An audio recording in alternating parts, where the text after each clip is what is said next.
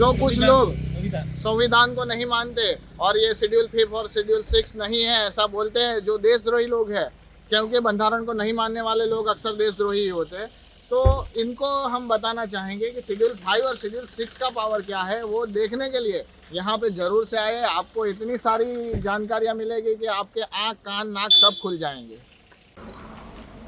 हमारा देश आज़ाद नहीं हुआ, इसके पहले हमारा देश अलग अलग तरह से गवर्न हो रहा था। तो एक प्रेसिडेंसी स्टेट्स थे जो अंग्रेज सीधे चलाते थे, एक रेसिडेंसी स्टेट्स थे जो राजा चलाते थे, तीसरा जो इलाका था वो आदिवासियों का इलाका था, इंडिजिनस लोग जो रहते थे, वो एक इलाका था जो बिल्कुल आदिवासी अलग तरीके से जीते थे। चौथा जो इलाका था वो आदिवासी और गैर आदिवासी थोड़े थोड़े इकट्ठा होकर जिस इलाके में रहते थे, वैसा एक इलाका था। तो ये चारों चीज़ों का 1935 में अंग्रेज़ों ने अलग अलग तरह से कॉन्स्टिट्यूशन में इसको आमेज किया, और इसमें जो गैर आदिवासियों के साथ रहते थे इसको पार्शियली एक्सक्लूडेड एरिया का, और जिसमें बिल्कुल आदिवासी रहते थे उसको एक्सक्लूडेड एरिया कहा। तो एक्सक्लूडेड एरिया में 6 शेड्यूल का प्रोविज़न आज़ादी के बाद हुआ, और जो पार्शियली एक्सक्लूडेड एरिया थे उसमें 5th शेड्यूल को रखा गया।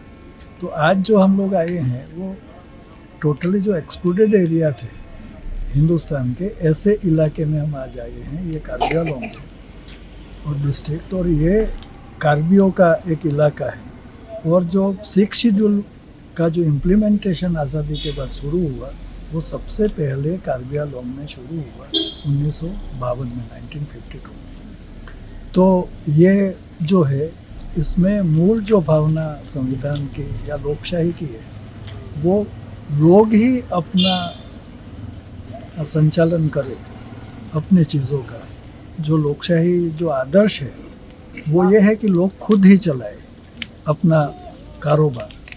तो इसको डायरेक्ट डेमोक्रेसी कहते हैं, पीपल्स डेमोक्रेसी भी आप कह सकते हैं। तो ये पीपल्स डेमोक्रेसी का एक विंडो था, ये पूरे देश में होना चाहिए था, लेकिन धीरे धीरे करके हम उसको कम कर रहे हैं।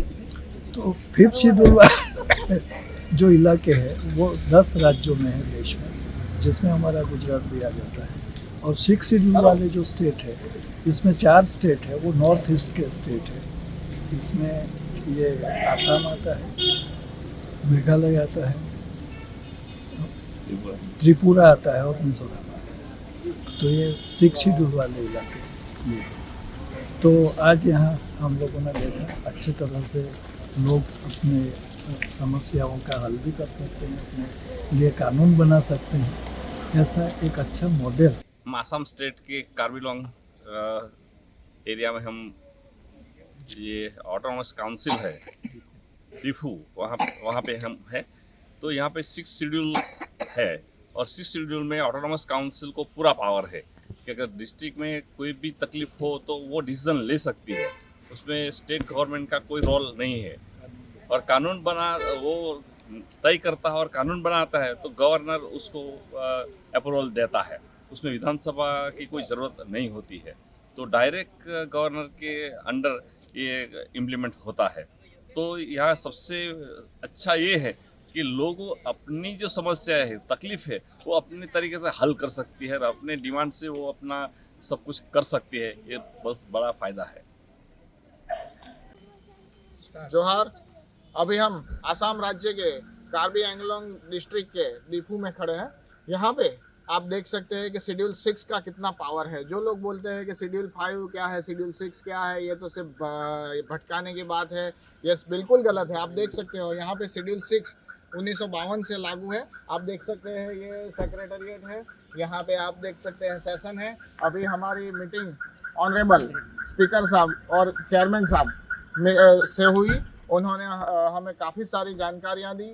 यहाँ पे राज्य के पास ये मिनी स्टेट ही है, इन लोगों के पास कानून बनाने से लेके टोटल कुल 40 डिपार्टमेंट है, जिनमें वो सब कुछ कर सकते हैं जो एक राज्य कर सकता है। और इनकी आय जो है, इनकम जो है, वो भी कैसे डिस्ट्रीब्यूट करनी है वो भी वही खुद तय करते हैं। तो आप भी अपने हक अधिकारों को जानिए। जो शेड्यूल 5 में रहते हैं, जो शेड्यूल 6 में रहते हैं, वो आप सब अपने हक अधिकारों को जानिए, तभी आपकी जो प्रगति होगी। और आप जब सुशिक्षित बनेंगे, प्रगति करेंगे, तो देश की प्रगति अपने आप होगी।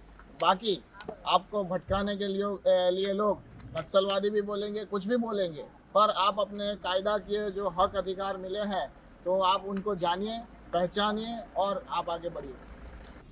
ડિસિઝન ન્યૂઝના બીજા વિડીયો જોવા માટે ચેનલ સબસ્ક્રાઇબ કરો અને બેલ આઇકન બટન પર જઈ ક્લિક કરો. સ્વતંત્ર અને આઝાદ પત્રકારત્વની મદદ કરવા નીચે આપેલા થેન્ક્સ બટન પર જઈ ક્લિક કરો. મદદની કિંમત નિશ્ચિત કરો અને ડિસિઝન ન્યૂઝની આ સફરમાં અમારા સાથી બનો.